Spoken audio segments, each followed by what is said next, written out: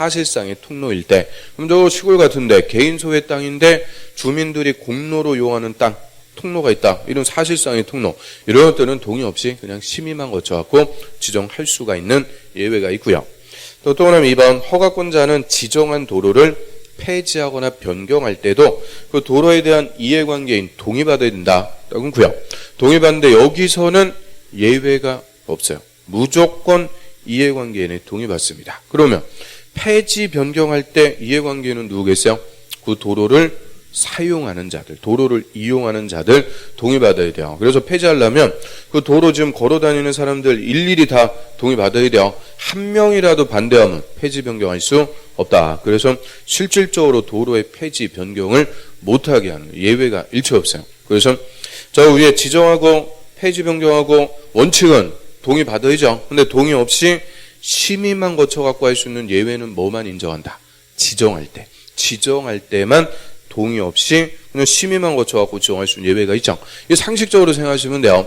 그러면 토지 소유자한테 당신 땅에다 도로 좀 지정합시다. 동의를 구하면 동의해줘야 안 해줘요? 정상적인 토지 소유자는 좋다고 그래요? 좋다고 그러면 그 이상한 눈으로 봐요. 그래서 정상적인 토지 소유자는 동의 안 해줄 거 뻔하니까 동의 없이도 지정할 수 있는 예외를 인정을 해줘요. 그런데 한 번 도로 지정했다. 그러면 폐지 변경 못하게.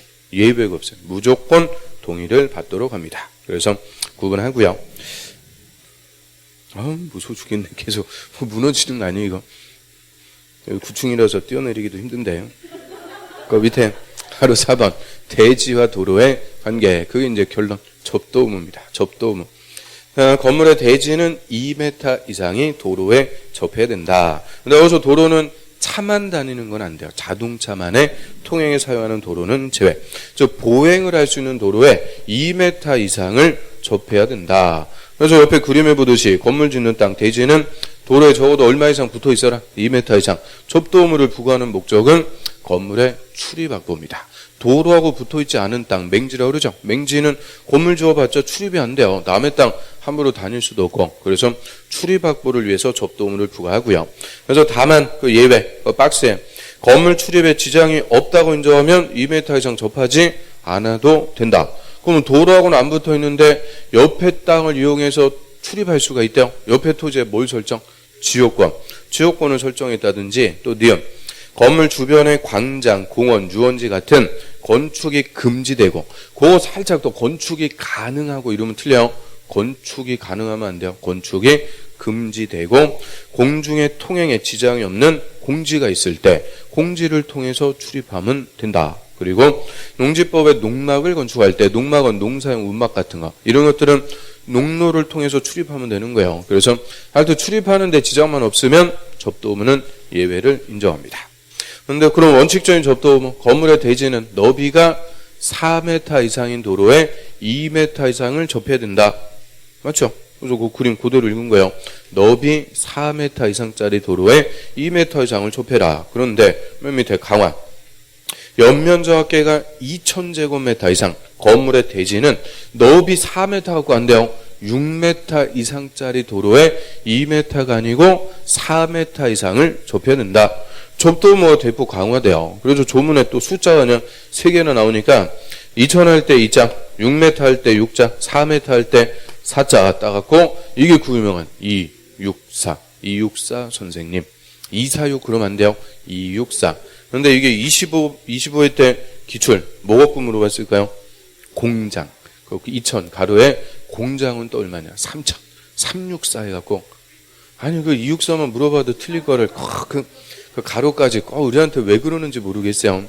그래서 공장은 364입니다. 364. 그 다음에 작년에 또 간평사에서는 넘어가는 게 아니라 함부로 넘어가지 마시고요. 저 건축물 그 가로에 보면 축사, 작물재배사 등은 제외. 그거 갖고 물어봤어요. 작년에 간평사에서. 그러면 축사나 작물재배사는 연면적 2000 이상이라도 접도 의무의 강화가 없다. 그 얘기입니다. 아주 그냥 꼼꼼하게 물어보고 있어요. 접도 의무 강화해서 확실하게 정리하고요. 넘어갑니다.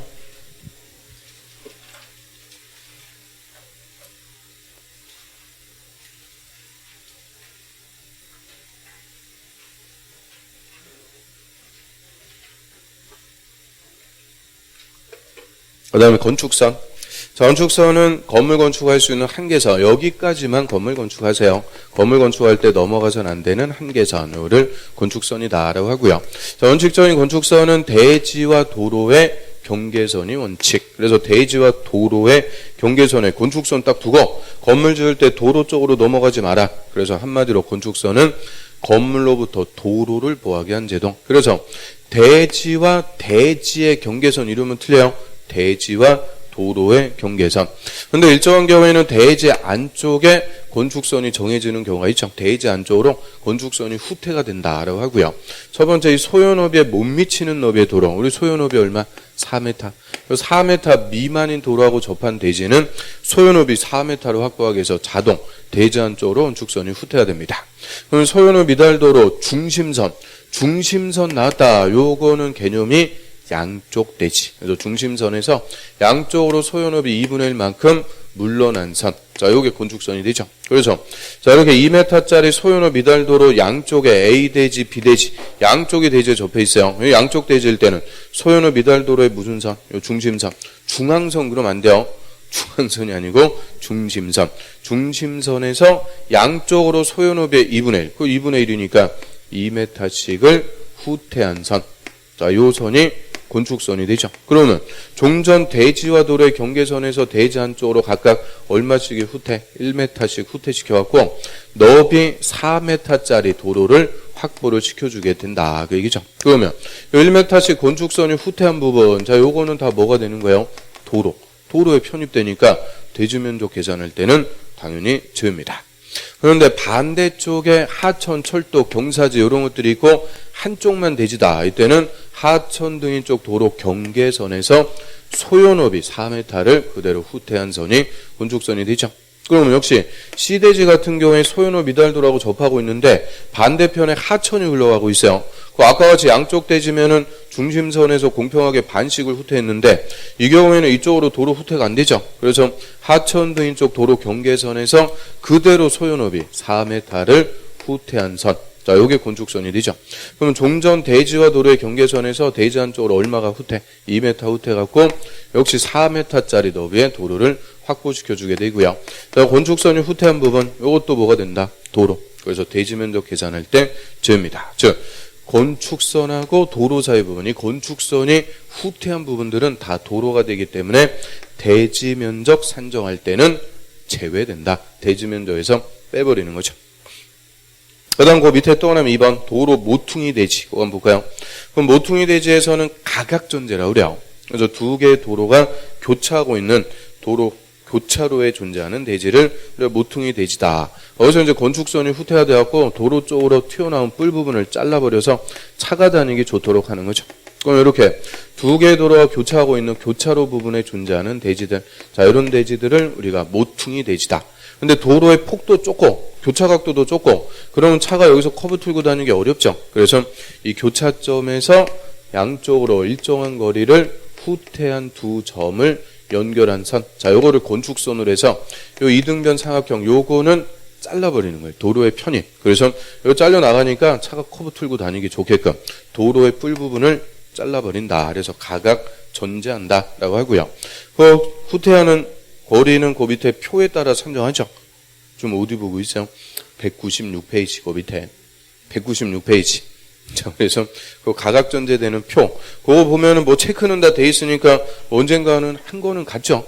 한 거는 같은데 뭐 된통 기억이 없어요.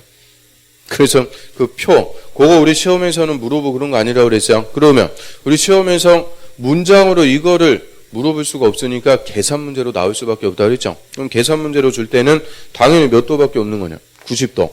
막 60도, 45도 이런 거 주면 어떻게 돼요? 코사인, 탄젠트 이런 거 써야 돼. 탄젠트.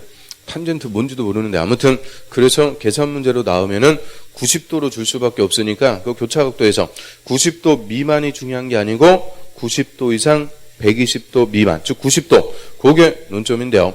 그 옆에 후퇴하는 거리를 보면 하나만 3m고 나머지 다 얼마요? 2m. 그러니까 그냥 속편하게 얼마 후퇴한다고 찍으라고 그랬어요.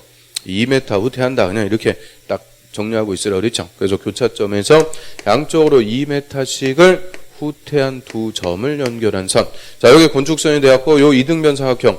요거는 도로에 편입, 잘려 나갑니다. 그러면